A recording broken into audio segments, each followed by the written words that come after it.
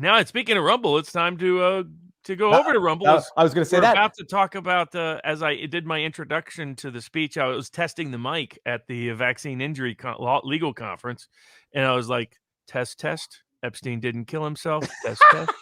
The mic was working when you did that, correct? Oh, yeah. Everybody heard it. Everybody got a kick out of it. So just a fun little way to do it. But since we're going to approach into Jeffrey Epstein, probably a good time to hop over to Rumble. The link is there. And by the way, if anybody sees me doing this from time to time, because I haven't installed the app, so I can't disable the face track function. But okay, link to Rumble is there.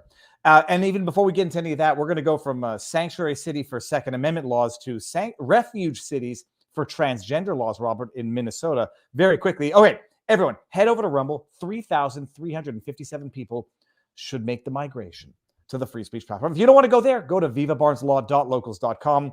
Ending in 3, 2, 1. And we are not alone, but we're on Rumbles and Locals. Yeah, we may have a record on Locals for a Locals live stream. 2,400 plus people watching live and in the live chat. Robert, you're late. I'm at 3,300. Oh, sweet. Well, everybody behave in the live chat. The memes are fun, but keep them kosher. Oh, there have been some. Try to keep any outright pornographic memes off, because nobody likes that, and they do get removed. For those out there, we will be having the next Viva Barnes live event will be in Chattanooga, Tennessee. We're going to go on a little riverboat ramble.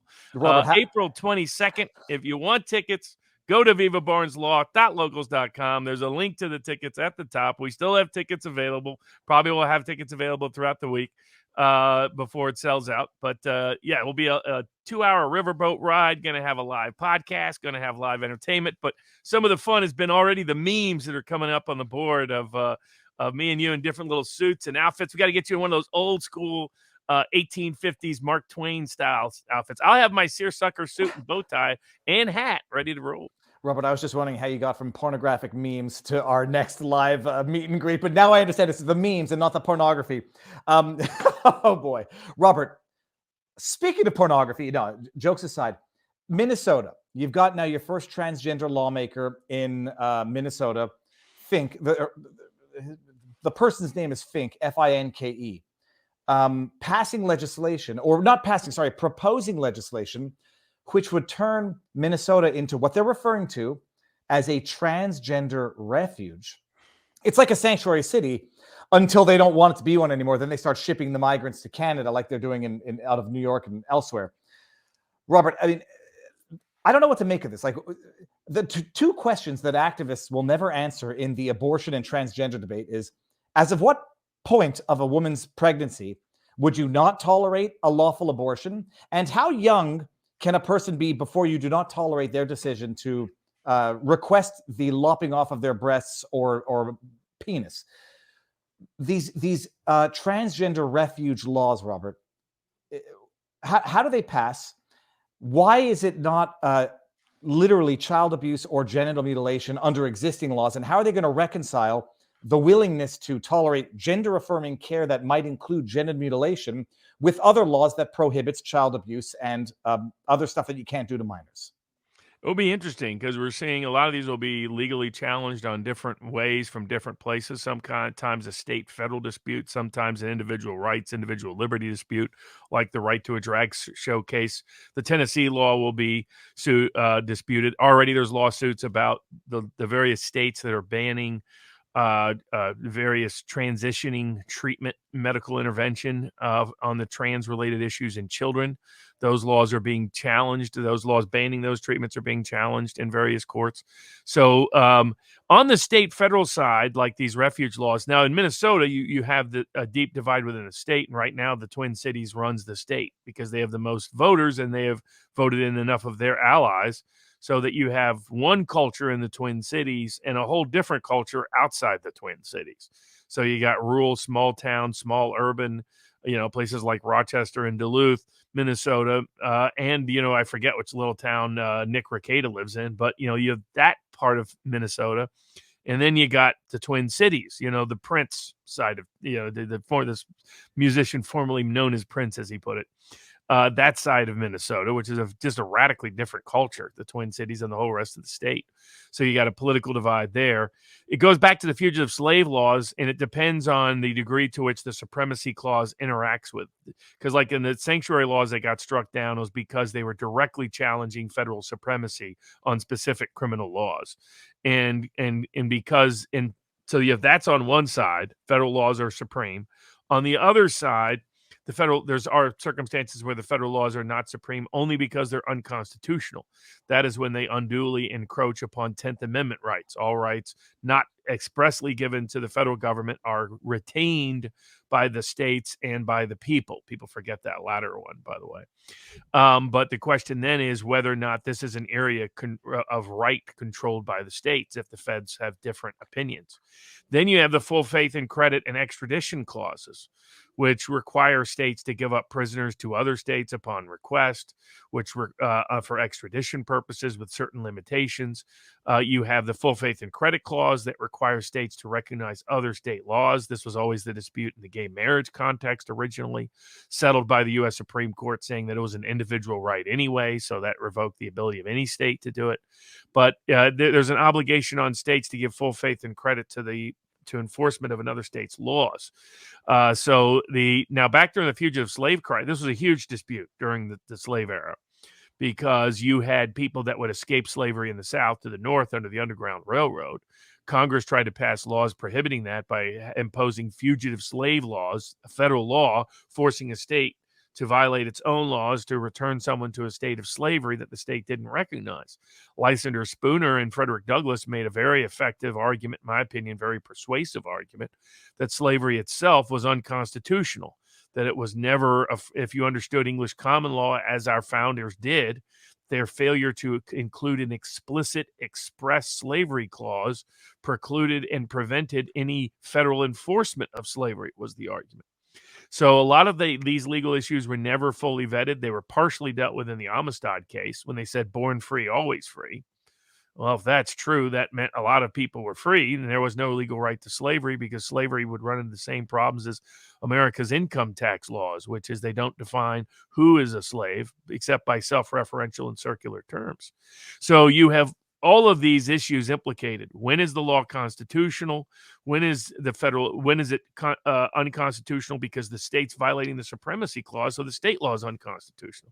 These are the conflicts that come out in these kind of disputes. Long history of it, about 200 years of history of it in one way, shape, or form, just not at this scale, because of what Michael Malice and others would call the natural political divorce occurring in the United States between left and right on cultural topics. But we'll find out what ends up with these laws in the long run. Clearly, there's going to be a lot of confrontation and conflict on these laws, on the Second Amendment, on various aspects of drag shows and trans rights and abortion and trans treatments and how children should be treated. These it's California's going to probably set the scale for, and we'll figure out what the courts do with them over the next couple of years. I'm just waiting for the kids who suffer through these acts to grow up and sue their parents. But the question I do ask myself is, if this is somehow ratified by the legislature in any given state, will children actually be precluded from suing their parents if it was technically speaking lawful in that state? Yeah. They could. I mean, it never precludes it in the sense that if they can challenge the constitutionality of whatever law is there. But otherwise, this usually is probably within the police power of the state, but it varies depending on the nature and language of the law itself. All right. Well, that's it to be followed in Minnesota. We'll see if I can't make my jokes. I'm not a Michael Malice type, but my goodness, I have good jokes. Robert, I'm just going to bring up one. This is going to be like a bit of a Kari Lake type. The lawsuit was mostly dismissed, except some of the claims made it through. This is the John Doe or Jane Doe plaintiffs suing the Deutsche Bank, and it's funny. Deutsche Bank, J.P. Morgan Chase, Virgin Islands joined this. As soon as the prosecutor joined it, she was fired by the Biden administration, but the case still exists. Of course, somehow it all ends up in the Southern District of New York magically. But putting that aside, a good ruling by the court denying most of the motion to dismiss on the key issues. Well, but you're right. If this had been Kari Lake, this headline read, banks still held responsible for Epstein disaster. That was the media headline. If it was Kari Lake, they would have said, oh, 80% of case dismissed against banks. Yeah, look at that, because you got here. I won't read the whole thing, but with respect to Jane Doe versus Deutsche Bank, the court hereby grants defendant's motion to dismiss with respect to counts 2, 3, 4, 5, 7, 8, 9, 10. Oh, it's so great. But it allows the claim as relates to 1, the claim that defendants, banks, knowingly benefited from participating in a sex trafficking venture in violation of 18. Now, again, it doesn't mean they're going to succeed on their claim, but it means they're going to trial on it and they're going to go to discovery on it, Robert, unless I'm mistaken. That was 1. That the claim that defendants obstructed enforcement of the Trafficking Victims Protection Act, a bank, in violation of 18 U.S.C. The claim that defendants negligently failed to exercise reasonable care to prevent physical harm, and 4, the claim that defendants negligently failed to exercise reasonable care as a banking institution providing non-routing banking. All of the claims are dismissed. Robert, I don't know what the claims that were dismissed are, and I'm not sure that I care. They're going to get to sue the Deutsche Bank for impeding application of a sex trafficking law, for knowingly partaking in sex trafficking. Is this the point in time at which we might find out who might have been on that list, the black book that the names were redacted during the Ghislaine Maxwell trial? Yeah, because I mean, really, what they're alleging is that the bank went above and beyond the norm. This is not just a case of somebody had a bank account, somebody was doing bad things with the monies that flowed through that bank account, and the bank really had no notice or knowledge of what was going on. The allegations here that J.P. Morgan Chase Bank and Deutsche Bank were knowingly complicit in the Jeffrey Epstein sex trafficking ring, that they were not just facilitating, but inviting and protecting the Epstein ring, that they were able to monitor and manage aspects of the ring through their control of the money, that they made it easy for Epstein to do what he was doing, that they actually promoted him in doing what he was doing, and that they profited from him doing what he was doing directly and indirectly. Because the executive, for example, at JP Morgan Chase that was doing all of this, that was allowing Epstein to do whatever he wanted in his accounts, including pay off hush money. Somehow New York never got around to accusing Epstein of that being somehow a crime, paying hush money. Well, just FYI there, who they accuse and who they don't in New York, who they care about and who they don't in New York about these matters. But that it was the head of the entire private banking unit at Chase Bank that was the personal friend and ally of Jeffrey Epstein. And the quid pro quo that Epstein brought, there's the official one, and then there's what I suspect is the unofficial one. The official one is that he said, look, you protect me. You allow me to do whatever I want to do with my bank accounts. You allow me to use my relationship with the bank in ways to intimidate others where and when necessary or beneficial to me. And in exchange, I'll not only get you all the different little fees that will come on various transactions of me using the bank at this scale, but most importantly, I'll refer you a whole bunch of high-end private banking clients. Private banking being a very lucrative part of the big banking operation. I've actually dealt with the people at Chase some years ago. And in fact, they were soliciting me and my clients to be involved in the private banking operation. I said no, and then they cut me off 2 weeks later and froze all my accounts. But that's another story for another day.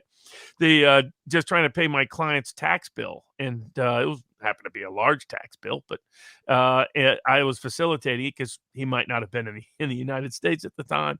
And Chase froze all my accounts and tried to cause all kinds of headaches as political payback and other things.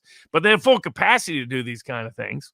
And so, why didn't they when it came to Epstein? So that was part of it. But here's what I think the unofficial deal was. In order to run a sophisticated sex trafficking ring of global scope, like the kind Epstein was running, that is often entrapping others in it, like members of the British royal family, like former president of the United States, William Jefferson Clinton, and others, that in order for that to work, then you need to be able to have two things, ideally. protection from the legal enforcement world of various multiple nations, which often means ties and connections to the intelligence apparatus of those countries and nations, like Mossad in Israel, like the French, like the MI6, like the CIA, like the Robert, FBI. just to act as your shield, I will also make note of the allegations that Epstein and Ghislaine Maxwell were tied to Mossad, so that no one can Oh, accuse that you. goes all the way back. Robert Maxwell, her father, was he was in bed with all of them. He was a smart little fella. I mean, there's a reason why he managed to escape the Holocaust before anybody else did. I mean, he got out of there. I think it was even Ukraine where he was from. Maxwell got out of there before all of it, set up a publishing empire. How does that happen? That doesn't happen accidentally. Just ask Konstantin Kisin. He can tell you about how those things don't happen accidentally. But what Maxwell did is he was in bed, as later came out and was suspected at the time, with the KGB, with the Stasi, with the Mossad, with MI6, and with the CIA, all of them. And then when he thought he would yip after he got into trouble stealing pension funds, he took an involuntary swim off his own boat and never came back. The boat named Ghislaine after his daughter, who I know just accidentally ends up connected to Epstein. I feel smarter for knowing these things, but I know these things because you've told me these things. And if anyone hasn't seen my interview with Robert, I'm going to draw a blank. She wrote the book on Ghislaine Maxwell, Robert Maxwell. Whitney Webb, right? Whitney Webb. Go watch it. I've been accused of entertaining anti-Mossad sentiment. This is not about targeting Mossad. It was all the intelligence. All the the intelligence were in it. Yeah, it's part of an operation. It's part of the oldest school operations in the book is honey traps of different kinds, entrapment schemes. But the other thing you need is complicit bank, because you need a bank that can move lots of money around quickly and easily. And Epstein, you could say Epstein entrapped the bank entrapped him. My guess of the unofficial quid pro quo was that the banks were getting knowledge of who they were getting in on the entrapment. They were getting in on the honeypots. And I think they were getting in on some personal benefits for high-ranking bank executives of criminal illicit kind. Okay, I was going to say, would you clarify what you mean by personal benefits? Partaking in the program. They like the little girls. That's what I think some of the evidence will find. There's reasons why there's already stories of emails between this head of the private banking unit at J.P. Morgan Chase and Jeffrey Epstein referring to Snow Whites and things of that nature. And I don't think he meant the Zelensky's nose candy kind. So this suit alleges just what's known right now. But now that it's passed motion to dismiss, that means it's discovery time. So discovery time could be the entire real list, not the list they put out. The list that people are seeing is the Epstein list. That was his contacts list. That means nothing at all. He'd put Donald Trump's in there. He put everybody in his contacts list. Alec Baldwin was in there. I mean, that was not the client list. And what we had with the Ghislaine Maxwell conviction was conviction for sex trafficking and no clients apparently of the sex trafficking, which we might get to see now. Well, in Alec Baldwin's defense, when he shoots, whether you're talking about the number of his kids or anything else, he shoots real bullets. But this suit goes. It's that they profited from trafficking, which is a specific federal law. If you knowingly profited from it, that's all they have to prove. That they obstructed any investigation or public disclosure of it. There's a lot of evidence of that already.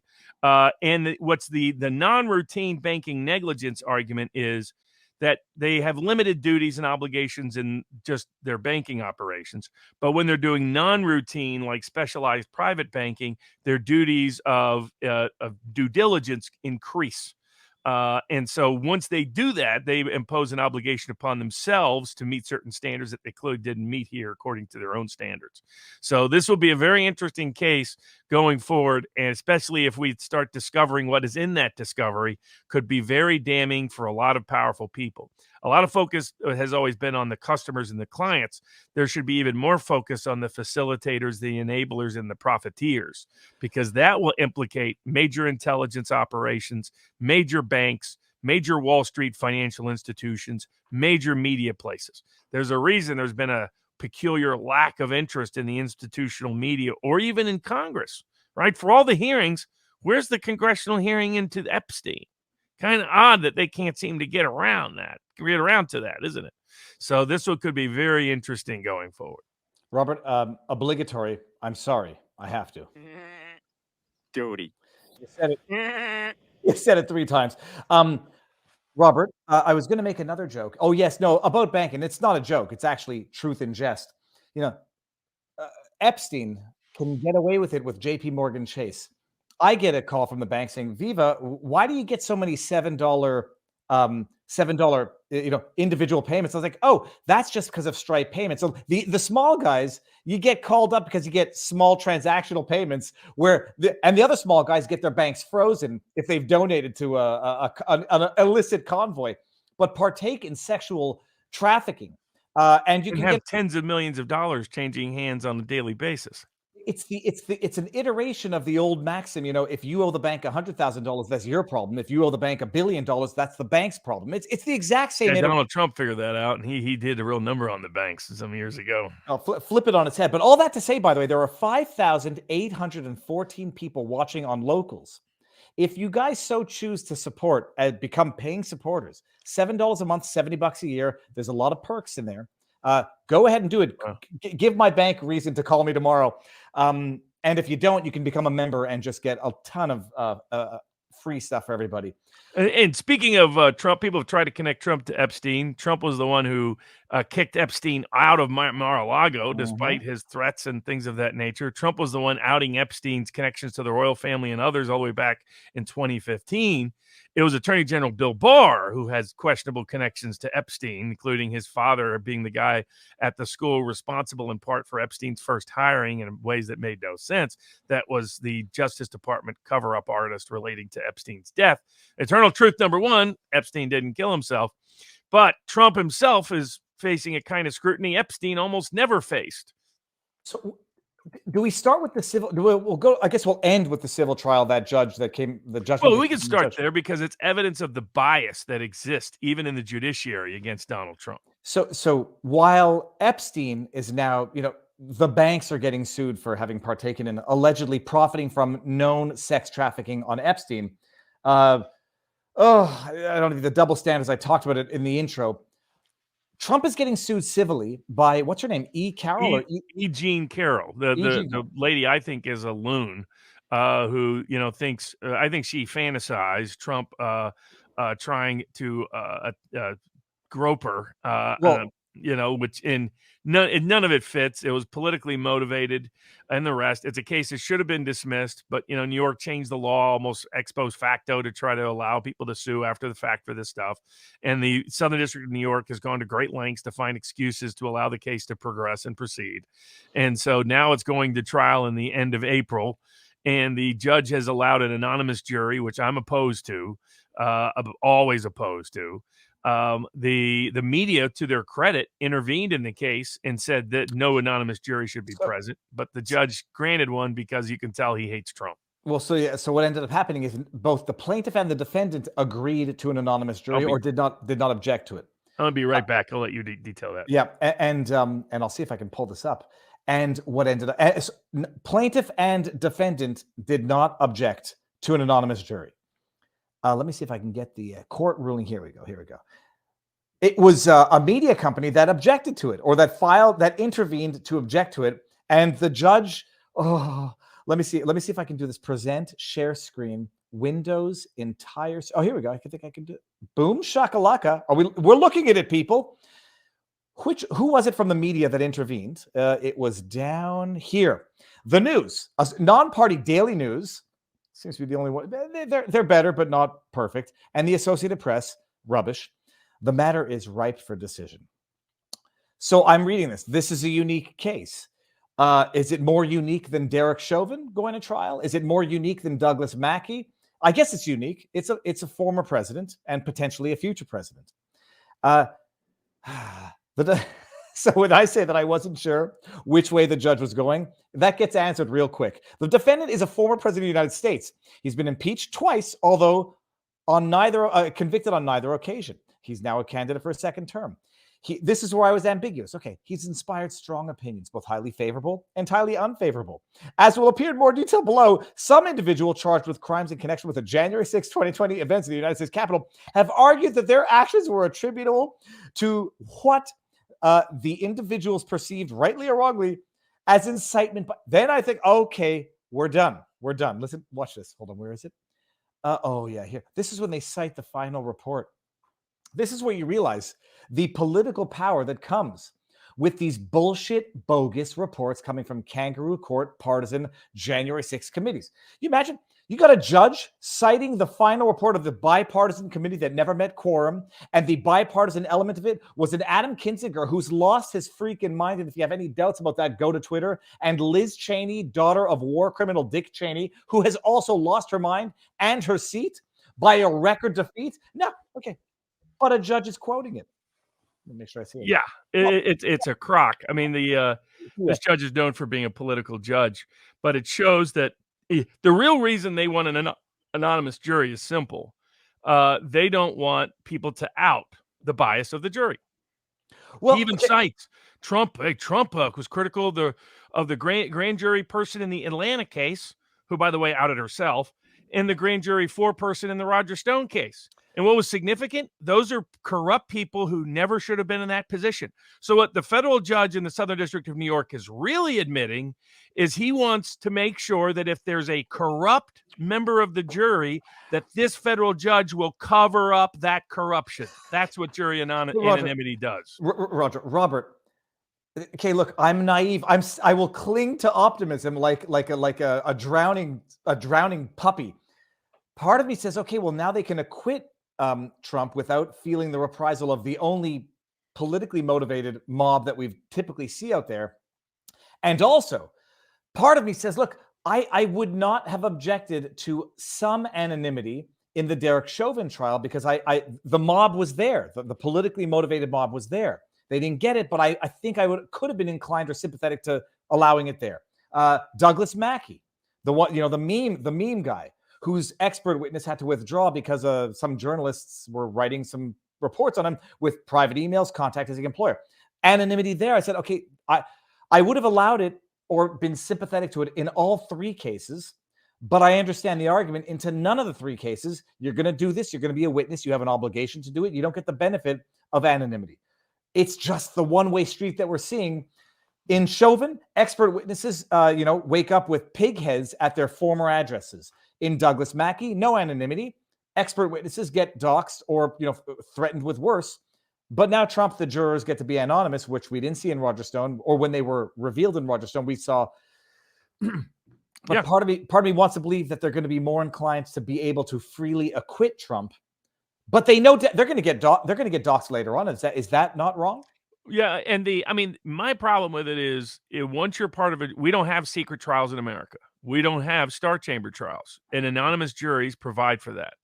And they provide for secret star chamber type trials. And that the net effect of them almost always is jurors lie to get on the jury.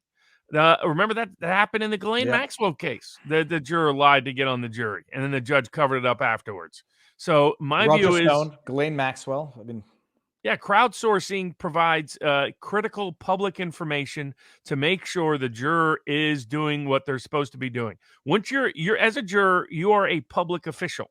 You have the power of the state. You forfeit any right to anonymity. You forfeit any right to privacy. That's how it's supposed to work. To give people an idea, the old jury trials used to be held in the common square out in public. So the idea that you get to have your verdict in secret because it's convenient for you, no way. These are public trials, public proceedings. If you're going to be impacted by it, then you just tell the judge, I can't be fair and impartial because there's so much public noise about the case. Okay, then you're excused. But you need jurors that you can that are willing to be public because they're doing something that's public, and that's part one. And then part two, you need crowdsourcing of who these jurors are, because frequently the jurors lie to get on the jury in these kind of cases. And what anonymity really does is hide corrupt jurors. And that's why it shouldn't be allowed. We saw it in so many of the other prior cases. It's what we're seeing again. And the fact that he cited two examples of corrupt jurors as his reason to hide their names, meaning if their names had been hidden, their corruption would have also been hidden, was really striking. Now, Trump has the same small law firm like handling everything. I think this is Trump's instinct on being cheap. And I always tell people, if you need your kid needed emergency or your loved one needed critical surgery, are you going down to the local strip mall and finding the Indian guy who services mostly Medicaid clients? A lot of great Indian doctors out there before people attack me for No. pulling a Biden, but in stereotypes. But what I mean is you don't go find the cheapest doctor out there, do you? You go out and find the best doctor if your loved one needs medical treatment. What The you same meant, needs to be true for lawyers, folks. You go hire strip mall lawyers, you get the Michael Cohens of the world. Trump is facing constant trouble from Michael Cohen because Trump was too cheap with lawyers. And no, that doesn't mean you go hire a bunch of corporate whore white shoe folks who will screw you over in a heartbeat because their loyalty is never to you, just because they're overpriced. But it means you go find the people that are the best equipped to defend and represent you, not just anybody. Some of that, like this lawyer has some good experience in certain areas. It made sense for those. Not in every area, not like New York trial area, not some of the social media suits that have been brought that led to $1 million sanctions. Now, I think those sanctions were bogus, but I said at the time, we said at the time, there was major risk of it coming given how the suit was crafted. So Trump is getting himself in unnecessary difficulty with, my view, subpar quality caliber lawyers. When you have people like Alan Dershowitz, who's happy to represent you, one of the greatest lawyers in the history of America, use him. Just in case people think I'm saying Trump should hire me or hire one of my friends. That's not what I'm saying. I'm saying Trump should hire there's plenty of skilled lawyers willing to help and defend Trump. And he manages not to hire them, and it's because he likes to be cheap with the money. He decided to defer on the elections to the RNC chairwoman because that's where the money was to pay for everything. And she hired idiots rather than skilled lawyers to handle his election suits. How did that work out for him? So just a word to the wise to the Trump camp. If it's fine to have some of these lawyers around for some things. Having around for everything, he's getting himself into trouble because there should have been an objection to the anonymous jury, and now it's been waived, and that he's waived critical legal rights and remedies. That's the issue that he's been presented. Oh, you're trying to shut the door? yeah, the paralyzed dog slipped in and nearly took down the lighting. Okay, so Holy cat, the paralyzed dog. How did the paralyzed dog do it? What are you feeding him down there? No, first, Robert, you asked, I'm going to answer now. She got into our bird food, and our bird food was like a big brick of peanut butter, like stuck together. I don't know what birds it was supposed to attract. Oh, yeah, this is the dog that every time you left could sneak into the closet and steal the candy out of the jacket. She ate my kid's backpack because there was a snack left over. She ate the entire bird feed thing, and it blocked her up for a day, and then it unblocked, with mass prejudice all over the place. Prejudice, that's a good line. Oh, it's disgusting. But and then now in New York, the New York Trump so the anonymous jury, bad ruling, bad sign of things to come in that trial, bad judge. But Trump has waived any objection because his own lawyers didn't object. Is it possible that Trump is under the same impression that I'm at? Like maybe an anonymous jury would be more inclined to acquit him if they don't think the mob is going to come after them? If so, that's a bad judgment. I can tell you it's a bad judgment right now. Anybody that, first of all, it's New York, and so that's going to mean about 80 to 85%. I think Manhattan, that's more like 90% of the jurors are going to be against him. Right. So what you have to worry about is biased jurors sneaking on the jury without the world knowing about it. Robert, is it possible that it's a little bit of Trump narcissism where he says I don't think Trump has put any thought to it, and this lawyer's not known as being a trial lawyer. Okay. That's the problem. This is not someone who's really familiar with. Don't waive anything. When the judge says, "Hey, I think I want to do an anonymous jury," okay, that means he's going to do it anyway. So preserve your objection rights. So if you think it's even beneficial to you, don't let the judge know that. File your objection and preserve your objection rights. So now you got an additional appeal grounds, a compelling constitutional appeal grounds. You don't waive that. You got a biased jury pool and you got a biased judge. Even though it's a bogus case, those other two things are heavy things to overcome. Unless he's thinking people secretly love me, so they'll be more inclined to secretly love me if they don't. I bet there wasn't even a conversation with him about this issue. That's because interesting. That's the way lawyers that are less familiar with this area tend to operate. And knowing Trump, that is a high risk of that. So you have to force the issues into Trump's world. on these kind of things. And obviously, he's more focused on the New York criminal case than he is on this civil case that he sees as nonsense and gibberish. Which we're going to get to right now. I'm just going to read one comment from the locals. We're at 8,345 on locals, Robert. Binger Finger, that's Binger from Rittenhouse Trial. Finger says, strip mall lawyer, that's Ricada. And I was going to make a joke and say, he's not. He's a small town lawyer, and he's in the best tradition of small town lawyers. So, I mean, for people who want to support, he's getting harassed by some people, so he's having to pay some legal fees. He set up a Give, Send, Go where you can help fund it. And so if you're so inclined, that's up to you. Now, if you want a fresh jolt of energy, you need to get your brain popped up in the morning. Amos, he's going to Amos. What you need is some. That's what I had to go get. I had to get some farm fresh milk from Amos Miller, organicfarm.com. Robert, Amos Miller, organicfarm.com. Bring that cup up. That's in a Pabst Blue Ribbon cup. You're drinking. That was a gift. Someone got me that as a gift. That's fantastic. And now I was going to say, I got. Nick's a small town lawyer. He ain't a strip mall lawyer. He's very skilled. There's plenty of great small town lawyers. I'm talking about the strip mall, like Bill Murray from that character where he's like taking this thing on and off. What was that called? It was like that. It was those two girls, and it was a setup. Somebody with Matt oh man, what was the name of it? Basically, he's the lawyer hired by some people to handle something, and it's Bill Murray who's doing it. And Bill Murray is himself faking that he's been injured in an accident. I'm looking to see if anyone in the chat's going to get it. No one in Rumble's got it. Let's see. Wild Things, Robert? Is that it? Yes, Wild Things. Son of a gun. Okay. What I was going to say, hold on, I'm hearing echo again. Okay, it's gone. God, this flipping camera's getting annoying. I was going to say it's Dr. Nick Rivera's, who you meant when you said, like, strip mall lawyer. Not the Indian, but the up-school medicine or the downstairs medicine. Doesn't matter. Yeah. I mean, it's a caricature, right? We never do that for medicine. Don't do it for law. Trump's making another mistake. It's paying, and again, nothing against that lawyer. It's just outside that lawyer's wheelhouse. Knowing Trump was like, why don't you handle everything? And they're not a lawyer. Very few lawyers are equipped to handle everything for Trump anyway. But I think it's just, now he has better lawyers on the criminal side in DC, New York, and Georgia. Robert, let's take a fake victory lap, or maybe just a self-imputed victory lap. I'm joking, everyone in the chat. I don't actually think this, but so he might be more focused on the criminal case, although a bad civil ruling would be probably more prejudicial for his next presidential run than a bad criminal ruling. But DA Alvin Bragg has yet to indict Trump, and apparently has gotten cold feet, canceled a grand jury hearing or a meeting they were scheduled to have on Wednesday. The indictment was supposed to happen on Wednesday, canceled that hearing for the rest of the week. Not clear. Jack Posobiec was circulating, by the way, something that was a deep fake. He was having fun with it.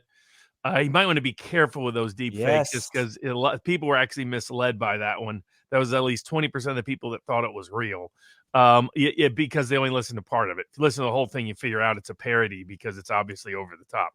But just FYI, I get the utility of it, showing the potential power of it. But what he's up to, it's here's my view: that a Democratic congressman who's got deep state ties, who's been promoting this, was purportedly meeting with him this week. So my guess is they're trying to figure out: do they want to? They already saw the blowback. That was part one. Public opinion blowback from people like Turley, Dershowitz, others saying this isn't even a crime. Secondly, there probably was some internal protest. James O'Keefe put out with his new O'Keefe Media Group.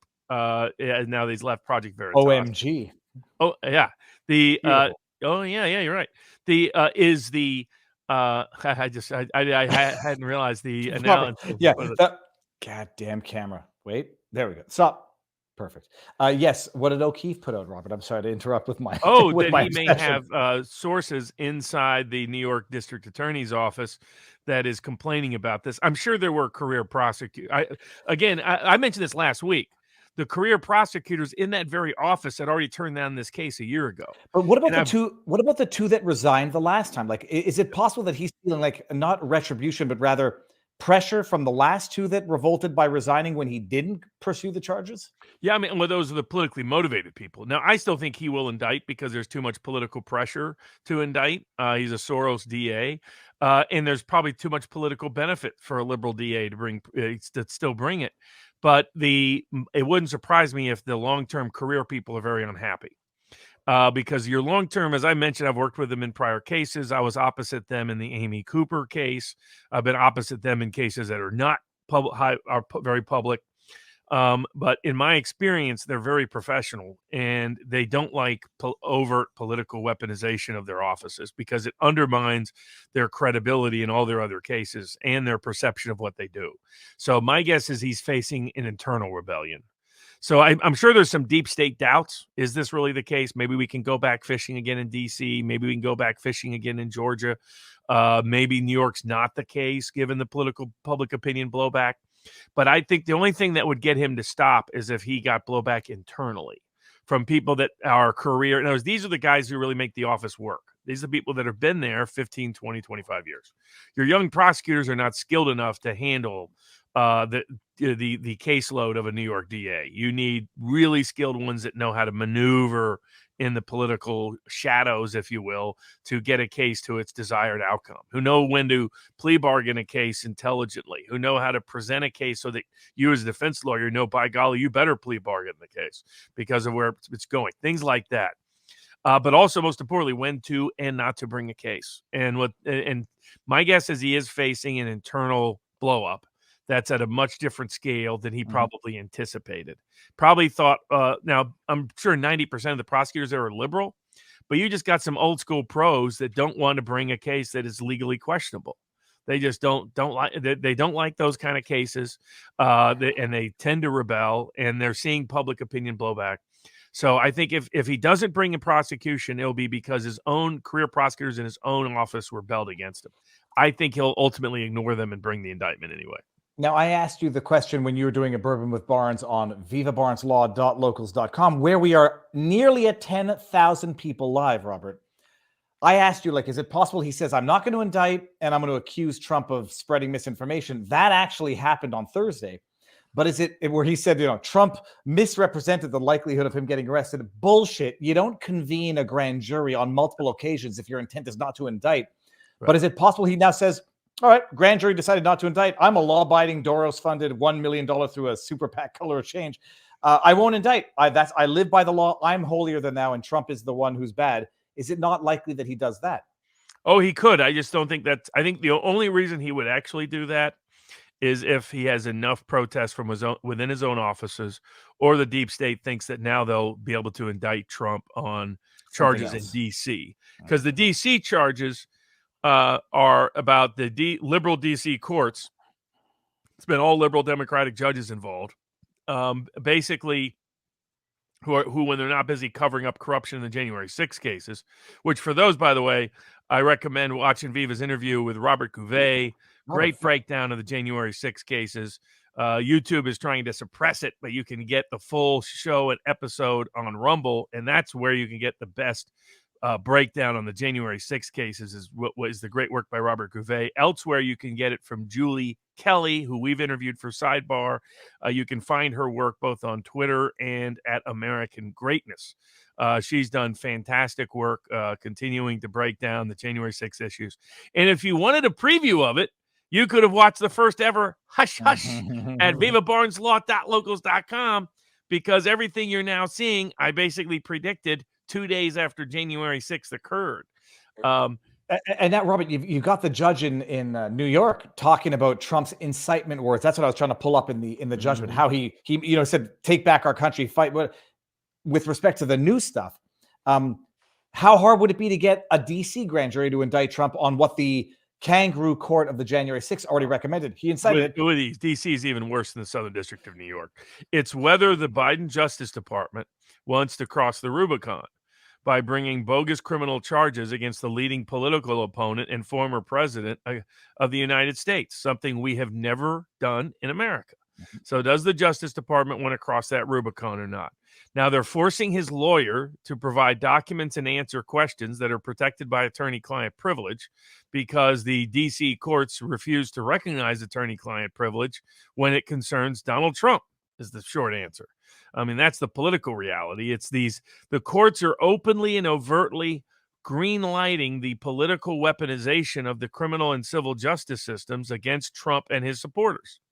And they think there'll never be any blowback or consequences for that. Or when they do, they start demanding secret trials with anonymous juries like the New York judge. So I originally thought they would not cross that Rubicon, that was too insane even for them. But who knows? I think the deep state is committed to criminally indicting Trump somewhere. I think that's the promise that they believe is necessary to induce DeSantis into running for the Republican nomination. I don't think he makes a run unless Trump is indicted somewhere. So I think they're going to indict him somewhere. And the question is New York, D.C., or Georgia. It looked like New York because that was the most salacious case with the most favorable state prosecutor that saw no blowback coming. DOJ will have blowback politically and otherwise, institutionally, for this. The DOJ, the New York prosecutor can tell Congress to shove off, knowing that the DC Department of Justice won't enforce any subpoena against him. But not so much the DOJ. They are directly subject to the scrutiny of Congress, and so their ability to avoid it is much more limited institutionally. They already have members of Congress who want to defund them. That talk will escalate and accelerate. Yeah, Trump's now formally and officially announcing policy positions to defund the deep state. So they got to think about this. If they're smart, they don't. If the New York prosecutor is smart, he doesn't. The Georgia prosecutor is smart, they don't. But these are people that have shown evident capabilities of incompetence, even exceeding their arrogance and lack of moral compass, or lack of constitutional compass, that's for sure. So we'll see where it all goes and ends up. My bet now would be that Trump is indicted somewhere before the year is over. I think it's a political mistake. I don't think it will ultimately damage Trump at all.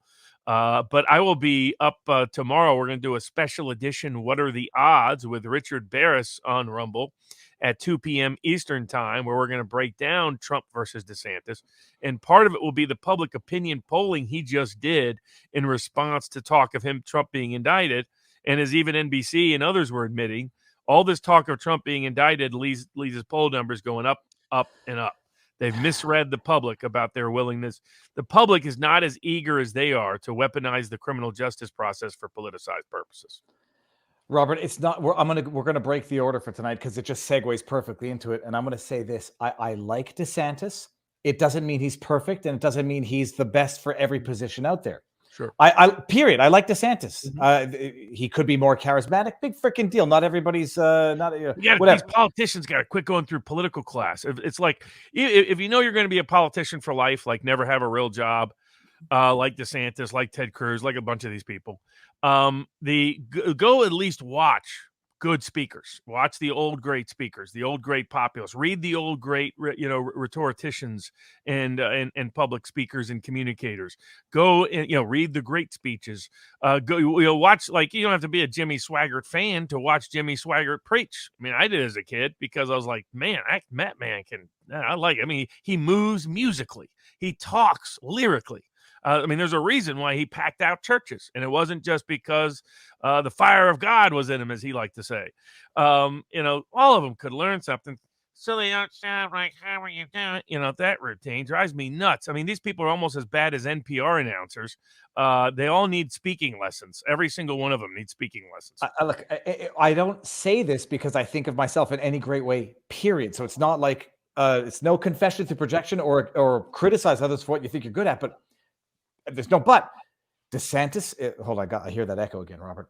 It doesn't. DeSantis, he might speak the truth, or he might say things that make sense, but not in a way that's extremely compelling, or whatever. But either way, set that aside, Robert. He's persuasively challenged verbally. There has been critique, Robert, about what has been attributed to DeSantis's prior stances on COVID mandates, vaccine mandates, COVID response in general, his position vis-a-vis Fauci. And I want everyone to know this out there. I'm not taking pot shots at the governor of the state to which I have temporarily moved to reside in because I like him. Doesn't mean that I agree with him on everything or that he's perfect at everything. But Robert, for the people out there saying DeSantis, was ahead of the curve and or, fit to be president, and I'll have to be fair also, Trump is still out there touting his miracle jab as He cannot relinquish what he wants to be the success of the vaccine, a vaccine for this Rona, which was neither successful nor a vaccine, technically, medically speaking. So I'm not forgiving Trump for that either. But I come to the defense of DeSantis, where people are circulating a video of DeSantis, saying how good the vaccine is and take it and you'll be less likely to go to hospital, yada, yada. And I say being pro-vaccine is different than being pro-mandate. But Robert, what's your retort to that? Because I know, full disclosure, you like Trump and you don't think DeSantis is ready. So everyone digest what Barnes is about to say now with that in mind. What's your take? Yeah, so I think on the issue of, I got into a debate with Steve Deese, and I'm going to appear on his show at some point in April to discuss it further. But there's kind of a mythology building about DeSantis that DeSantis himself is parlaying in his interview with Piers Morgan, in which he said that he would have fired Fauci, and that's a reason why he would be a better president than Trump down the road, is he would have been better than Trump on the pandemic in back 2020. The thing is, he was governor then. And so you can look at what he did, and what you will generally find is that DeSantis did almost the exact same things Trump did, that he didn't get into any disputes with Trump about pandemic policy at all the whole time. In fact, DeSantis became a targeted critic of the media in the summer and fall of 2020 because they saw him as a proxy for criticizing Trump. Because by that point, Trump himself had reversed course on lockdowns, masks, and a bunch of topics. So I think that there's a lot of political rewriting of history about DeSantis on that side of the aisle, and we'll discuss that a little bit more detail because when we're going back, is DeSantis's argument a good argument that he would have fired Fauci in 2020 much earlier than Trump talked about firing Fauci after Trump was out of office? And we'll look at that and look at his actual track record. My biggest concern with DeSantis on pandemic issues is currently the law in the state of Florida. Very good interview by Allison Morrow. You can find her on Locals, Rumble, Rockfin, YouTube, a bunch of places, with a lawyer in Florida who's been at the head of the curve of a lot of these issues. And on the law, DeSantis is still not up to speed, in my view. Like, guess which state is the only state in America that I'm aware of where to this very day you have complete immunity from suit on remdesivir or any COVID policy as long as you're following Fauci's policies? Alaska. Florida. So DeSantis keeps passing laws that immunize the hospitals, immunize the doctors, immunize the medical clinics. People told him not to sign it in 2020. He did. People begged him not to re-sign it in 2021. He did. People begged him not to re-sign it at least in 2022. He did again. And now apparently he's doing so again in 2023 or planning to. This law gives complete immunity for all suit, no matter how negligent the care, to anybody in the medical space as long as they're following Fauci's advice, the CDC's advice, the federal advice. So okay, Ron, if you're going to go out there and tell people that you would have fired Fauci, then don't be giving immunity to medical care providers in your state of Florida who are still following Fauci and get immunity because they're following Fauci. But now let me steel man a little bit for DeSantis. He's not deferring to Fauci per se. He's deferring to CDC guidelines, which is problematic in and of itself because they just added the jibby jab as the recommended for children. Although the CDC is still doing Fauci's recommended list. Yeah. That's the problem. And Florida's not requiring the Rona jab. I will never call it a vaccine. They're not requiring the COVID jab for schools, but they have a pretty robust requirement schedule for other vaccines, I presume based on CDC guidelines. Correct. And that's where the other two issues are. Like he said he was going to pass a bill banning vaccine mandates.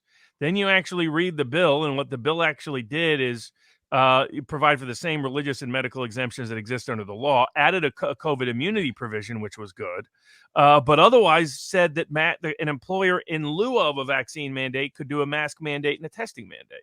Well, that's not a robust vaccine mandate ban. It could have been a lot better. It was a lot better what he did for state employees than what he did against private employers. And that reflects a pattern with DeSantis on the law. The laws often don't match the rhetoric, like his Florida Disney deal was a lot less stringent and painful than he said it was in public. He recently is bailing out insurance companies in the state, making it much harder for homeowners to get relief, making it much harder for individual consumers to get relief. It's called tort reform. It's called insurance company written legislation. That's what it really is. And so, and we see the same thing in the employer mandate, vaccine mandate context. Said he was going to ban vaccine passports. Dig into the law. All he banned was producing documentations to prove it. Didn't ban employers actually prohibiting people from entry based on vaccine passports. So there's a continuous issue with what the law not matching up. If your campaign for president is going to be, you would be much better on the pandemic, then start fixing your Florida laws now, Governor.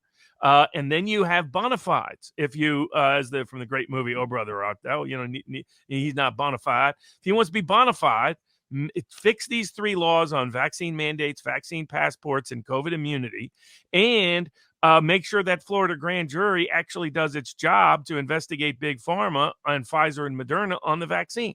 So far, the 3 laws have not been improved at all. They're some of the weakest laws in the country, and he hasn't done anything with that Florida grand jury that got formed.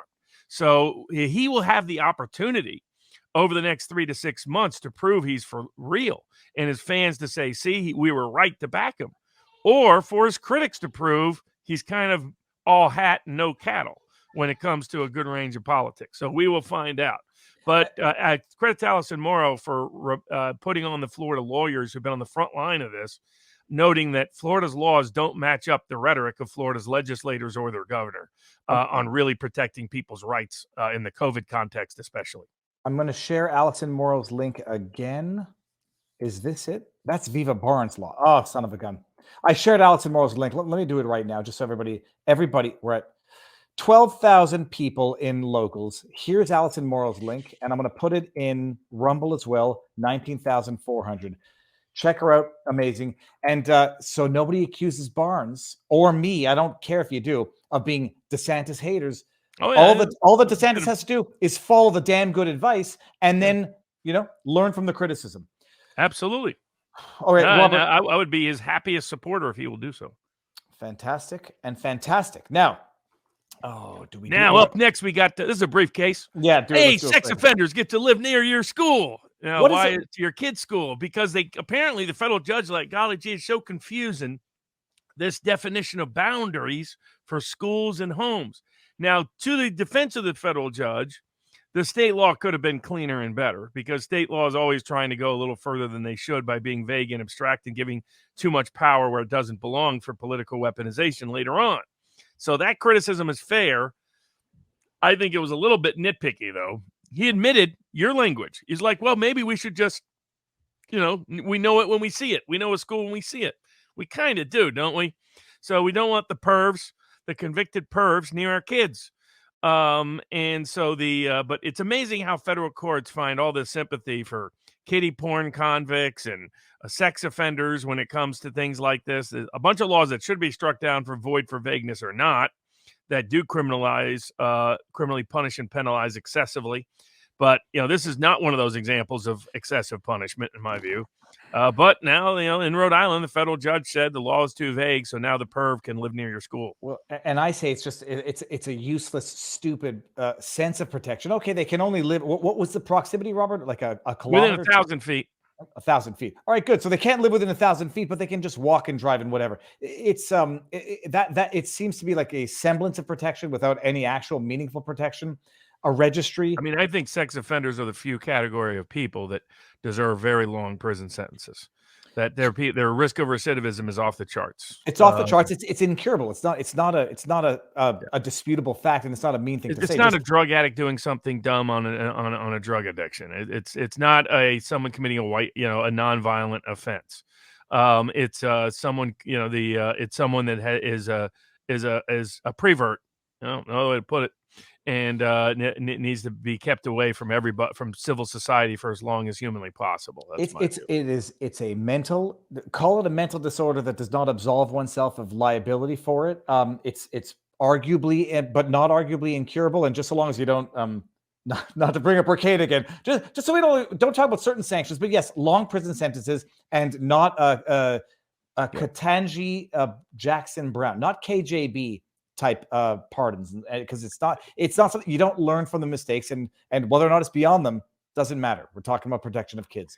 Now, we're about to get to Kari Lake, but right before, briefly, cops are suing in, I think, California because a local guy who got beat up, mistreated by cops years before, uses the Public Records Act. There's, Yeah. Public Records Law, Sunshine Laws. They're all variations of FOIA, the Freedom of Information Act, that I encourage people to utilize. We're utilizing it to try to FOIA the Fed, to audit the Fed in coming litigation against the Federal Reserve related to their failure to be transparent. But what he did is he asked for all the cops' records. The cops sued on the grounds that they have a right to anonymity. And their premise is, hey, what about our undercover cops? And it's like somebody's name and ID wouldn't necessarily expose an undercover cop. If their photo was published, maybe. But obviously, they usually use fake names and fake IDs for all of that. And maybe you could make an argument in that space, certain people not being listed, but I have more concerns with the idea that cops should have a right to anonymity and nobody know who is actually getting paid by the government to enforce the law. I find that a little more disturbing. Well, but here's my thought on this. You send me the lawsuit. I don't know what you're going to think. I'm inclined to think it's one thing to know who an officer was on a given incident, on a given date. It's another thing just to say, here's a list of police officers, and where they live, and a picture, and an address. Even if it's, their public I don't think servants. their address should be publicly disclosed, but I think their identity probably should be public knowledge. I don't think that should be kept secret. I might could be persuaded otherwise, but at least my instinct is there's more danger in having secret cops than there is in cops' names being publicly available. And where I might, the lawsuit's interesting. They sound like real pains in the asses, but where I might be inclined to think is, on an individual basis, on a stop basis, if someone's involved in an incident, then their identity should not be withheld. Just to put up a list of the cops and here they are, and people want to harass cops just for being cops. That's where I could say, if someone's not involved in an incident and they're just doing their job, that's still criminally prohibited. And we already have a law on the books that criminally prohibits any harassment of a law enforcement officer for effort, so it depends. I get that people are concerned that lefties will use it to harass the heck out of him in ways that make being a cop. I'm just thinking Antifa, like not lefties. Antifa, and I get that concern, but my flip side of the concern is, what if somebody knew somebody was a cop, that could lead to exposing corruption. That could lead to exposing bad conduct that otherwise might not get caught because they didn't know that person was a cop. I mean, I think the Ramparts division in LA, if people would have known certain things, maybe that got exposed a little sooner. I'm just instinctively opposed to lack of transparency involving people with law enforcement authority. And there's risk on both sides, but I'll take the risk of transparency rather than secrecy.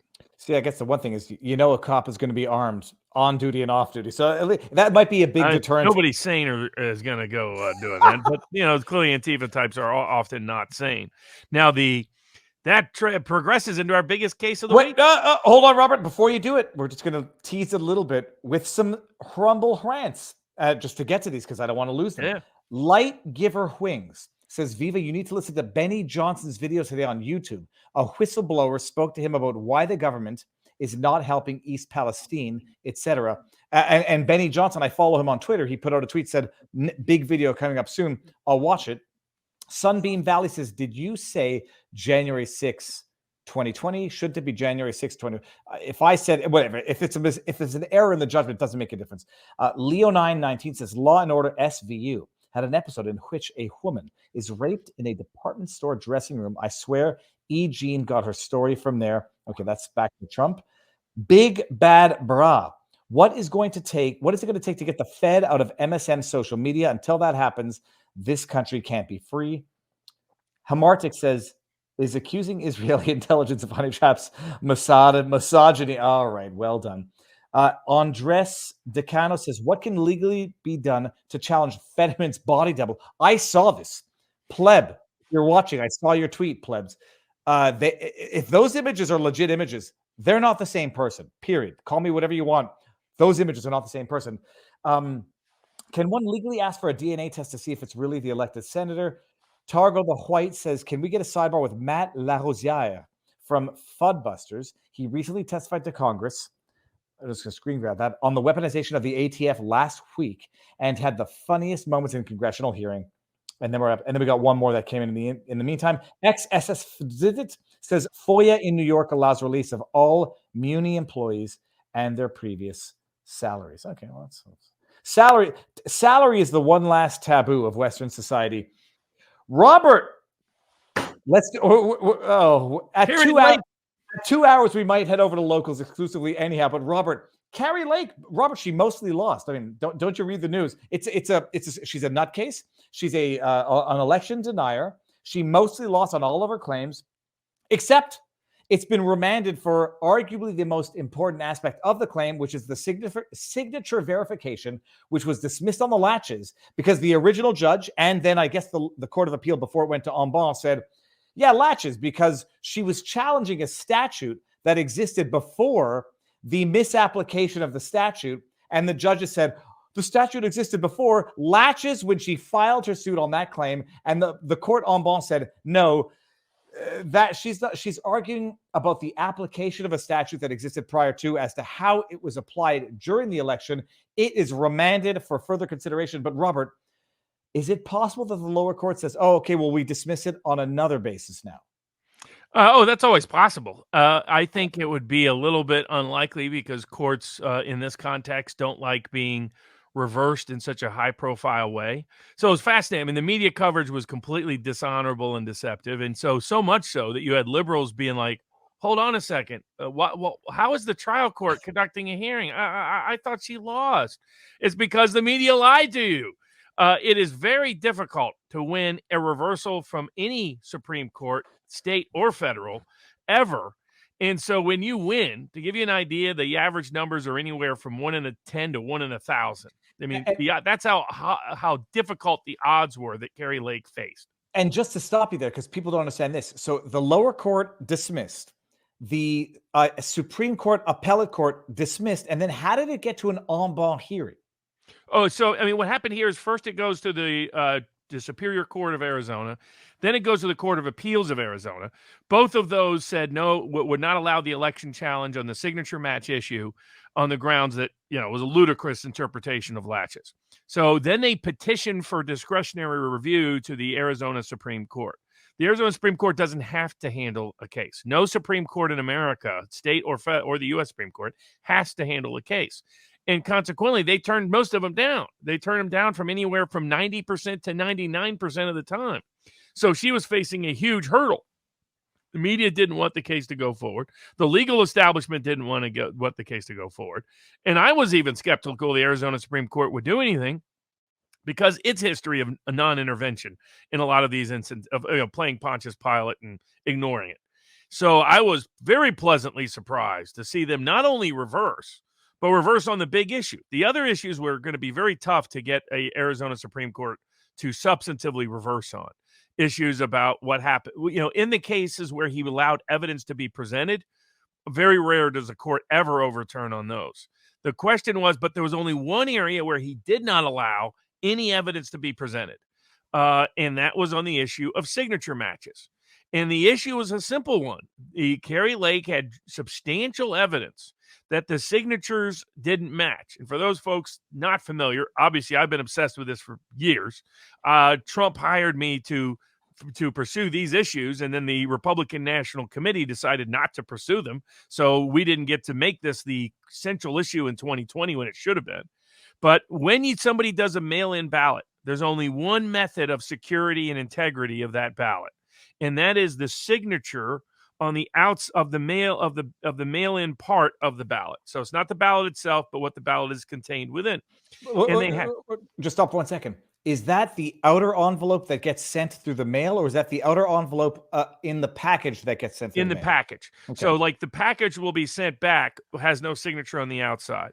You open it up, and then there's another envelope there where there's a signature, and on the inside of there is the ballot. The ballot itself doesn't contain the signature. It's the outside for voter anonymity purposes, but it's the envelope that does, and they separate out the two. The ballot goes one place, but before they allow the ballot to ever be processed or counted, they have to check the signature to make sure it matches the confidential signature on their voter file. That's the signature that comes from when the voter registers in the first place, or sometimes is updated by things like driver's licenses and other government information. So it's the only mechanism to make sure that person actually filled out that signature. Often the signature also sometimes has an oath to it, depending on the state, that says, nobody bribed me. This is my honest ballot, so on and so forth. But the signature is the only way to know whether that person even filled out that ballot. There's always still risk that somebody was coerced, someone was bribed. There's still risk that someone faked the signature in some manner. There's some risk that a ballot was substituted into the ballot that was legitimately signed in. You still have all those problems, but it's the biggest way to catch just open, overt fraud. And the giveaway is, and to give people an idea, often these signatures are a complete crock, the fake signatures. The fake signatures will often be a line, just a flat line. They don't even try to sign the name. They just go like that. So Kari Lake caught some of these. So what happened was whistleblowers inside the Maricopa County Elections Office reported to Kari Lake's election that, by the way, a bunch of these signatures completely didn't match, and they were counting the ballots anyway. Up to as many as 20% of the mail-in ballots signatures didn't match. When the Democratic Party's own expert reviewed them in 2020, they found a rate of mismatch that was 30 times greater than the margin of victory in the state, just taking a sample size of it. So from day one, 2020 and 2022, I said that the most robust area for Kari Lake to ever succeed is signature matches, because I can almost guarantee you they don't match. And here's the other reason. Courts have enforced signature matches to keep people off the ballot. Barack Obama got elected to the state Senate in Illinois, kickstarted his political career after getting crushed in his race for Congress against the Democratic congressman, and it was Bobby Seale from south side of Chicago, because he kicked off all of his opponents, getting a court to deny his candidate opponent's chance to run based on signatures not matching. Jimmy Carter got elected early in his electoral career by getting back signatures not to match. Obama himself talked about it twice, in 2008 and again in 2012, about how critical it was that signatures match on mail-in ballots. The New York Times, August of 2012, wrote a whole piece about the dangers of mail-in balloting. Jimmy Carter joined Jim Baker, 2005, voter election report, critical that the signatures match, the great risk being from absentee ballots. So here there is substantial evidence that the signatures didn't match at a rate that, if they just take even a small sample, that rate will be 10 times more than the margin of victory in the state of Arizona on a percentage prorated basis. But Robert, quell my neurotic concerns. They sent it back for remand, which says you dismissed the signature verification claim on latches. Reconsider. What is that going to look like to the reconsideration? So it's up to the trial court, but what it's saying is you got latches completely wrong. You got the analysis of the statute and the legal challenge completely wrong. And it also laid out a better articulated evidence of what the standard is on terms of evidence needed to overturn an election, basically doubt. And so it restored that standard, which also was an implicit potshot at the trial court. And the reason why courts care about signature matches is because they themselves have used it to keep people off the ballot. So the level of hypocrisy and humiliation they would have to face by ignoring it is very high. So one of the few areas they're actually conscientious or cognizant of their own complicity in our election integrity problems. And so I think this trial court judge will likely at least will allow an evidentiary hearing with some meaningful development on whether or not the signature match check was actually done, number one, because that's two separate issues. One is, did they do a signature match check? And number two, what would a sample look like as to whether or not it was enough to overturn the election? If he does a competent hearing, she should win that hearing. Now, doesn't mean she will, doesn't matter, doesn't mean the court systems will step to the plate. This trial court failed the first time around. Will he fail a second time around? That's the question. But now the standard is clarified. Now the legal argument is presented, and her best evidence gets the chance to be presented. And all those people being critical of Kari Lake for pursuing this case, bunch of them keep accidentally showing up in the DeSantis camp. And it's kind of interesting who's there. He's got some unreliable types on his train, put it that way, whether that's his fault or not. But a bunch of these people, a lot of these fake populists, some of them even write newsletters they call populist newsletters when they're complete fake populists. They have no idea what populists are. But I saw a bunch of them being hypercritical of Kari Lake for taking this up to the Arizona Supreme Court. Not only has she now won the only best chance she could have to have an honest election for 2022, an honest election count for 2022, but she established critical legal principle that everybody else in Arizona can utilize on a go-forward basis that promotes real chance for transparency and integrity in elections, and that can also be cited for comparable cases all across the country in the most critical area for election integrity in this space. So credit to Kari Lake for pursuing it, because doing so was the best case, the best win legally for election integrity in decades. But Robert, and I'm going to say this, okay, the best case that you could have raised to challenge 2020, but there's nothing pending, nothing current, nothing outstanding as relates to 2020. So even if it sees on the... But it establishes the basis for 2024, because everybody's concerned about this for 2024. And what she did is establish the strongest basis that Arizona will have the cleanest election in 2024 that it's had in a long time. Because of this, because of this, they're going to have to change how they enforce signature match checks, which will shut down illegal vote harvesting operations in Arizona. So just by this decision, I guarantee everybody was shocked on the liberal Democratic side that the Arizona Supreme Court intervened. So much so that, Keith Olbermann was trying to, responding to us on Twitter, trying to suggest that it's ridiculous.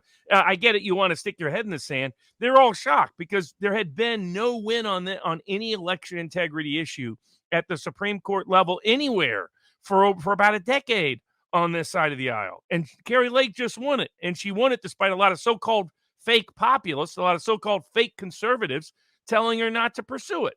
And someone asked about the little sanctions component. That's about one statement, whether one statement was technically correct. That's a very minor issue.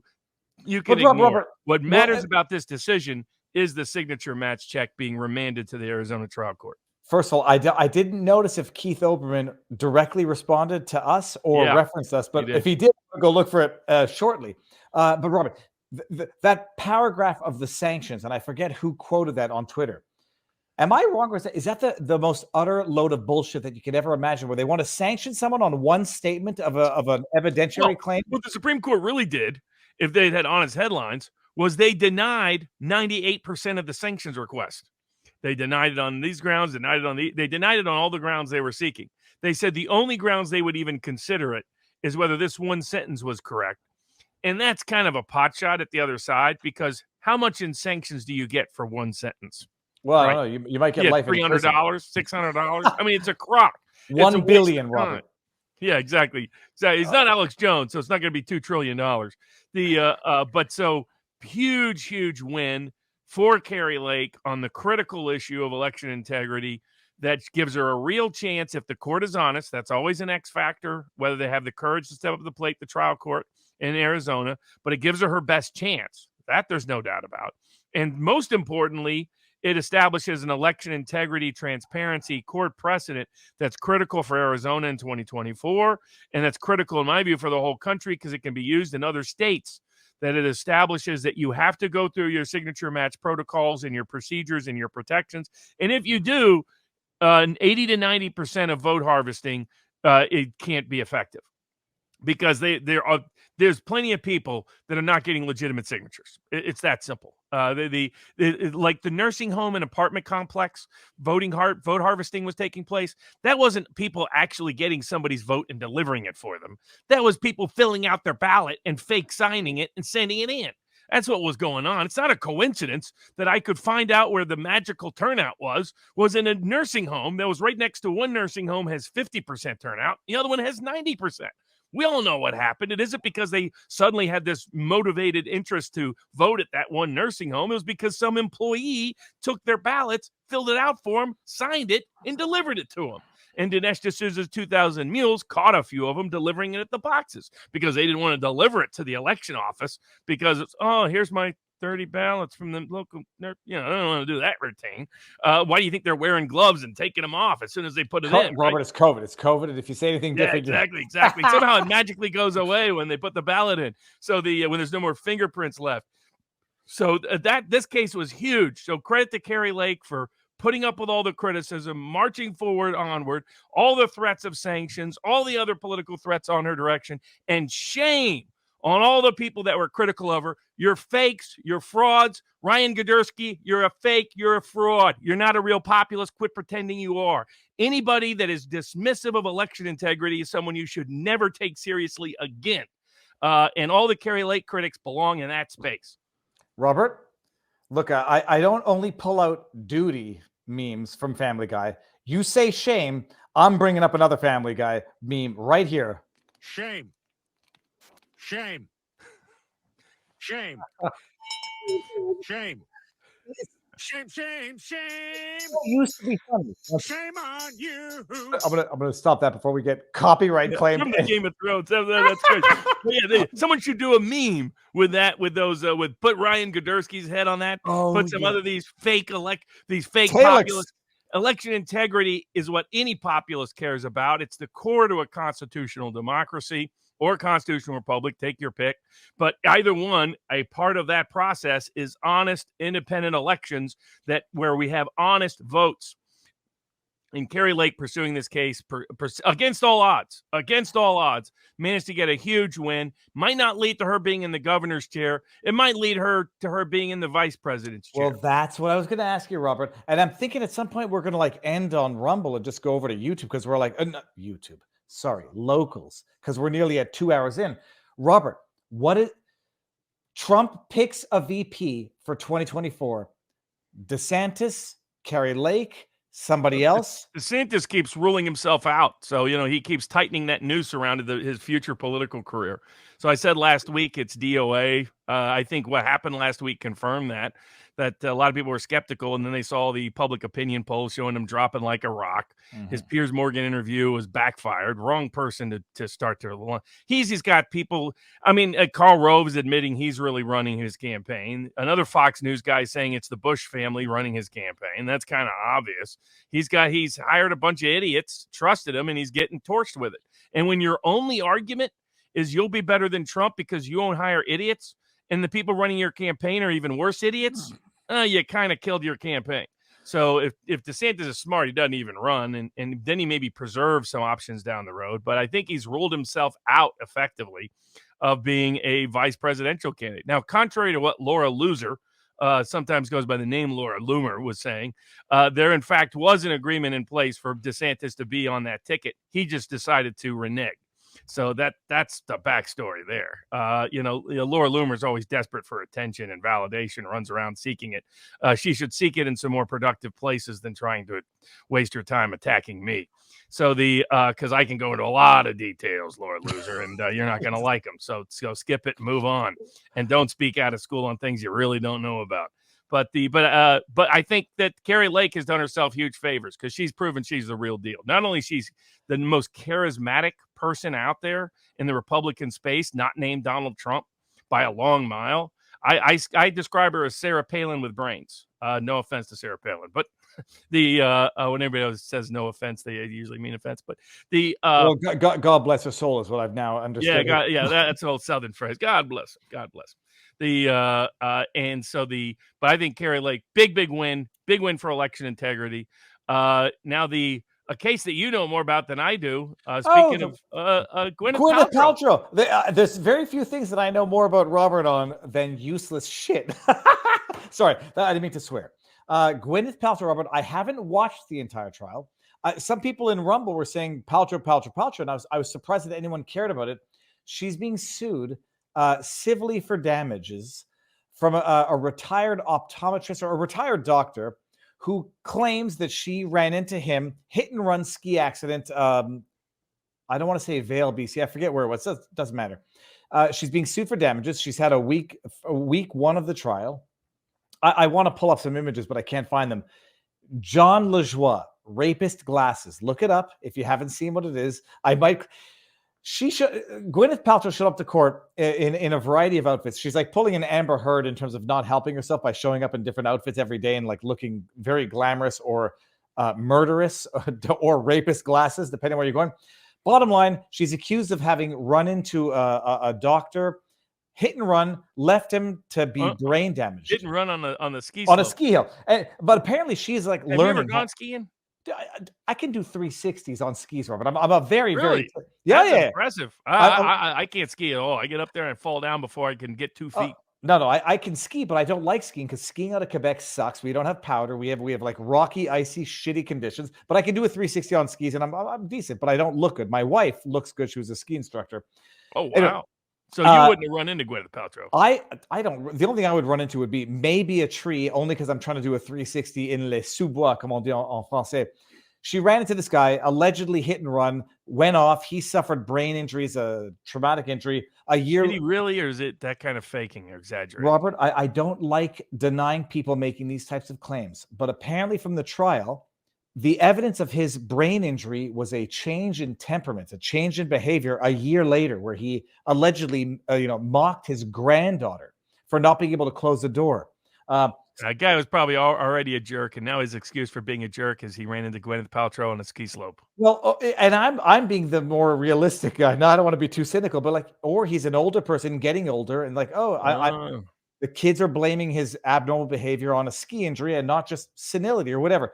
Bottom line, in fairness to him, he's only suing for $300,000. So he's not suing for like $5 billion or $1 billion or $900 million, whatever. And I guess she's countersuing for $1. Yeah, $1 and legal fees because she says the suit is frivolous. If you want to see how not to try a case, watch the lawyers in this case so far. I have seen a little bit of that, just enough to realize, because I like to learn for the trial lawyer. I mean, all of them so far have been, there's not a single trial lawyer I've seen that I've been impressed by from beginning to end. But some of them I've been deeply unimpressed by, and some of these lawyers grandstand in half-assed ways. What were they arguing about? They were arguing about over whether or not Gwyneth Paltrow can get gifts to the bailiffs. But I know there's one lawyer that you are impressed with. It's Norm Pattison. I know that. Norm, I've been impressed. But I guess that's true. He was on TV. I mean, he wasn't given a right to try anything, though. I mean, he was denied. It was just him standing up to the judge to simply make any statement, ask any question, given how much limitation he was put on. But yeah, Norm's right in the middle of all those January 6th yes, cases. Which we're going to get to in a second. But all that's it's a bogus. The guy's only suing for $300,000, blaming all of his mental issues a year later on the incident. He says she hit him and ran off. She was learning how to ski, had an instructor. Says there was an incident. Isn't nobody knows. Claiming that she thought he was doing a Me Too to her. That he so she said that or something. She said that she got hit from behind by him, and that the skis went through her skis and spread her leg. Which, if you get into an accident, it happens. And she's like, her testimony was that I thought I was getting sexually assaulted. Not that I was, but it was just that's what my thought happened when my legs were getting spread by someone hitting me from behind. She says why she ran off. Well, no. She says she stayed until her instructor said it was okay to go. They all got the clearance and they left. I'm predicting didn't she name her kids after fruits? One was called Apple. The other was called I don't know. And then the whole issue about the ski trip. Orange, maybe. No, grape. It wasn't orange. Someone in the chat's gonna know. And the whole thing about the ski trip, it was like it was a chance for her to merge families with her new husband. Don't care about any of that. All that I'm saying is I'm predicting a dismissal because the medical expertise was that his temperament changed a year later. And then what else? That's about it. There's another week coming on. It's not a Johnny Depp. It's amazing all the people that tune into these things, though. Well, I don't know what the like 30,000 live, on Emily's show, Emily Baker. So many live on another one. It's like, wow. To watch boring lawyers, mediocre lawyers in a boring case. It's like, moly. I'm gonna bring this up. I have. Imagine if we had real video trial, like. Trump's one could actually be fun, depending on how good maybe the lawyers will prove me wrong and prove to be really skilled trial lawyers, but no cameras because it's federal court. In the Trump civil trial?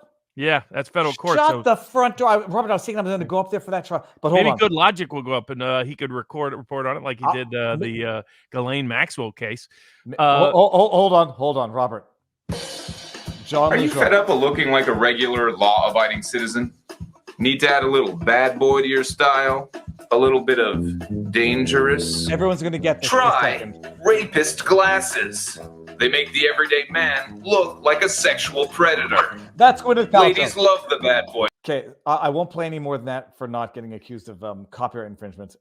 John LaJoie used to be hilarious before COVID. Speaking of copyright infringement, that's one of our next cases. We got two other big cases. Well, two big cases we'll cover here on Rumble, then Over do to rapid Locals. fire over on Locals and answer the questions on Locals from there on out. But is the Internet Library, the Internet Archive that does the Wayback Machine, had created a digital ebook library, a global internet library of ebooks. And they got sued by a bunch of book publishers because the book publishers said, we didn't give you the authority to do that. We only gave the libraries authority to do it. And you're not a library that we gave authority to do it. So they argued copyright violations.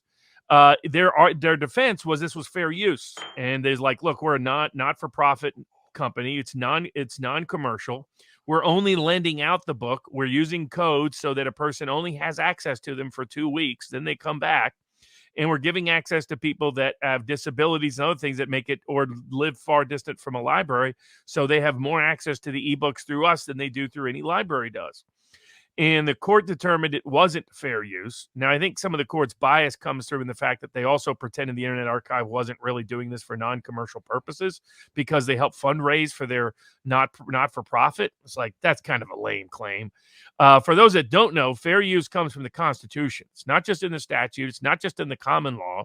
It comes from the Constitution, which allows copyright laws to be done only as long as it is promoting and protecting science and art. Useful arts is the actual phrase in the Constitution.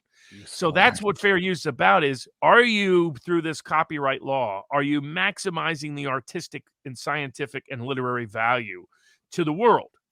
And their argument was, yes, we are. And the way we're doing, because we're non-commercial, we're limiting it to a couple of weeks.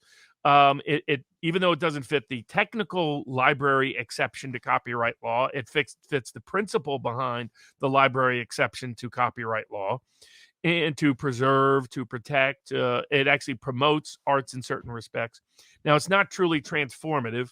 Transformative, it actually changes the nature of a work to mean something other than what it was in a way that, again, protects and promotes arts. But it means that their one of the world's greatest digital libraries is now being shut down by the court. They're going to appeal. And maybe, I think it was a closer call than the court saw it as. Because if they were just allowing free downloading without any limitation, that would be a copyright violation. But they had coded it in such a way that it was just like renting it at the library where you had to read it within 2 weeks and give it back. I don't think they were the best target for the concerns of the book publishers, given other people do this in much more egregious ways, in my view. And I'm not the biggest fan of too much robust copyright law. I think copyright mostly infringes upon art and science these days rather than protecting and promote it. Not only copyright, but also trademark and intellectual property law in general tends to advance monopolistic proclivities that limit art rather than expand it and extend it. People take my copyright material all the time and use it. I've never complained a single time, and I won't. Because I think, it misunderstands what the Constitution was trying to get at. I get that we got to have some degree of protection in order to provide the monetary incentive for people to produce good art and science. But I think we've gone too far in it. We're mostly protecting and promoting big publishers, not promoting creative artists. But for now, the Internet Archive is probably not going to get reversed on appeal. It's not going to be compelling enough to reverse it. So I think the great ebook library of the Internet Archive is probably shut down for now. And Robert, and just so everybody understands the rapist glasses meme. Hold on, it's going to be. I brought it up, son of a beast. And here we go. Now you'll understand it, people. That womp womp womp. Are you tired of looking like a regular defendant in a lawsuit? Wear rapist glasses because it'll help you. Okay, that was the John LaJoie joke. So Robert, up next, the other big tech case is we got this and vaccine injuries, and then we'll head over to or the vaccine mandates case, and then we'll head over to Locals exclusively. But the Missouri versus Biden. This is a case we've covered extensively. People often don't know we have because they don't realize Missouri versus Biden generally refers to the big tech case. There's actually like a dozen Missouris versus Biden, but the one that people refer to when they're talking about Missouri versus Biden, like Tracy Beans and others, is this case, the big tech collusion case. The government moved to dismiss on standing grounds, moved to dismiss on sovereign immunity grounds, and moved to dismiss on state action grounds. This is the attorney generals of Missouri and Louisiana filed suit in the Western District of Louisiana in the Monroe Division before the good judge Terry Doty, a Trump judge that has proven his bona fides on a wide range of cases and contexts. And this one has been no less of an example. He's the one who allowed discovery into Fauci, Psaki, and others. And they used that discovery to enhance their evidentiary foundation to get past a motion to dismiss, because the judge said they did have standing as states to raise the constitutional concerns of their citizens, because this impacted this is where the Twitter files really mattered in ways people underappreciated. Well, we suspected certain things were going on. In order to be able to allege them with plausible proof, which is the standard under the federal rules these days, I think it should be alleged proof, not plausible proof, but that ship has sailed by the U.S. Supreme Court, the Twombly and other decisions, Iqbal and others, requires plausible allegations now. So basically plausible proof. But the Twitter files helped establish that, and this discovery helped establish that, because what it proved was it wasn't just a few people here or there. It was systemic and systematic. And it was collusion with threats of coercion, with intimidation. The government has the right to ask private big tech to do something. It doesn't have the right to intimidate them to do something with coercive inducements, with either a carrot or a stick, with seductive inducements. And it did both here, but it went past that. So the judge noted the government was a joint participant in these collusive efforts to censor, because they created committees that had ongoing relationships with ongoing directions, with ongoing demands. And so some of the things that were missing from prior cases was substantially evidenced here because of the discovery and the release of the Twitter files that gave them the ammunition to say, this is actually state action. So the judge said, yes, you have standing to sue because it's impacted a substantial segment of the population. No sovereign immunity does not apply because you're requesting injunctive relief on constitutional issues and on the Administrative Procedures Act, for which there are waivers or denials of sovereign immunity. And yes, this is state action because this was coercive threat. This was a seductive threat, seductive inducements by saying we'll give you more immunity, and the rest. And on the coercive side, it was we'll take away Section 230, we'll enforce antitrust laws, we'll launch investigations, we'll issue subpoenas to you, we'll embarrass you publicly. So we'll weaponize what power we have in the legislative branch if you don't comply. And the executive branch was doing comparable things with the FBI, the CIA, the DHS, to the degree they formed, as we now know, a disinformation governance board. And so the combination of discovery of Twitter files sustained the case. It's now moved past a motion to dismiss, which means even broader discovery now gets to be sought as to what's going on. And it has the great potential to end big tech, big government, collusive censorship in America. So it's a big case that has big ramifications, that's moving in the right and righteous direction for those of us that care about free speech and opposing state-sponsored censorship. So big win there. Robert, do we do the rest of this? We'll do one more, and then we'll go over to locals. Now, hold on. That'll be the vaccine mandate, Kay. That was one of the three most popular choices on our locals board. And it'll be the big vaccine mandate win en banc out of the Fifth Circuit, and a brief update on the vaccine injury conference I attended in Atlanta, Georgia on Saturday, actually. Hold on. What was I going to say? It had to do with Israel, but we're gonna deal with Israel's revolution crisis once it's materialized and finalized, because it's still in the process of determining whether or not to overthrow a government in Israel. What's the last one, or are we going straight to locals now? Holy crap. Are there 22,000 people? Robert, I don't know there are 22,844 people Sweet. on locals. Oh, yeah, now, we'll have a bunch to discuss on locals. Reward those folks for chatting. Okay, so let's the vaccine, big yep. Win out of the Fifth Circuit.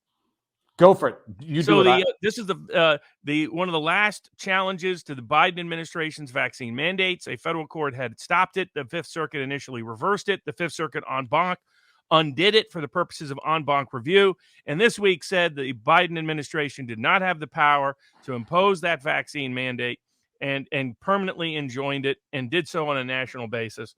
So massive win against the Biden administration's vaccine mandates. It said some very useful language that's more applicable to everybody. It said a vaccine mandate is irreparable injury, period. And there have been doubts about that. There have been courts that have been saying, no, it isn't. It isn't until you've suffered an injury. It isn't until this. It isn't. The court said, nope, just the threat of it is an irreparable injury. So big statement there. Interesting concurrence where two conservative jurists said the Biden administration could have argued that constitutionally the executive branch has complete authority to fire anybody, anywhere, any place, anytime. And we might have entertained that argument. Of course, the administrative state doesn't want that argument at all.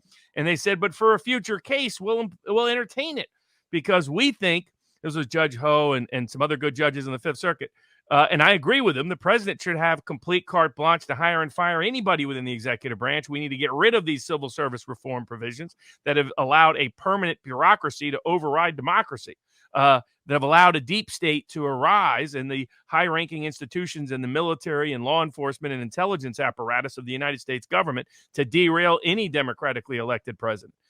So that was an interesting little side concurrence to that case that's interesting for future development. But big win against vaccine mandates. And a lot of great ideas coming out of the conference, co-sponsored by Steve Kirsch, the Vaccine Safety Research Foundation, and Warner Mendenhall. I attended in Atlanta, Georgia. The video version will be available in probably a couple of weeks for people so they can watch it. A bunch of lawyers getting together saying, how can we find remedy for those that have been injured either by the mandates or injured by the actual vaccine itself? And what can be done about it. We're coming up with creative theories and strategies to employ, first for the courts of law, second for the courts of public opinion, and third, maybe for the courts of the legislatures to make changes in the law if we can't get relief or remedy from the courts themselves, using the court of public opinion to help achieve and attain that. But more on that later. Yeah, but Robert, I'll ask the question here, and then you'll answer it in locals. A good victory at the federal mandate level. What implication is that going to have on employers who had imposed this mandate and been sued or potentially had employees suffer consequences as a result? Does it increase their liability, increase their exposure so that there'll be a deterrence at the employer level, the non-governmental level, to be answered in locals? Because people, hold on a second before we go there. I'm just going to say, this is the link to locals. There's a typo in there. Come join us in locals. We might break locals. It's 23,800 now. We might break it, but we're going to do it because it's, and by the way, I might get broken because my wife is going to kill me because it's been 2 hours and 15 minutes and we haven't gone to locals yet. I'm going to end on Rumble with two things. Nike 7 says, you guys are aware Israel might overthrow its government as we speak. Benny's family evacuated. And then Kitty724 said, thank you for all the whistleblowers. And now we're ending it on Rumble and going straight to locals. So everybody on Rumble, thank you. I'll be live tomorrow. I think I might actually be live with Jenna Ellis tomorrow. Robert, it's going to be amazing because I got questions for Jenna in the afternoon. I'm pretty sure that it's going to happen. Come on. Ask her, why did she wuss out against Colorado? Okay, well, you'll send me private questions and I'll ask her and pretend it's my knowledge. Everybody head over to locals. We're going to do this. We're going to do an after locals party extreme ending on Rumble. Thank you all for being here. If you can't make it there, you've had a good 2.25 hours, people. See you on locals for those who are coming, ending on Rumble. And we're going to be on locals exclusive in 3, 2, 1 now.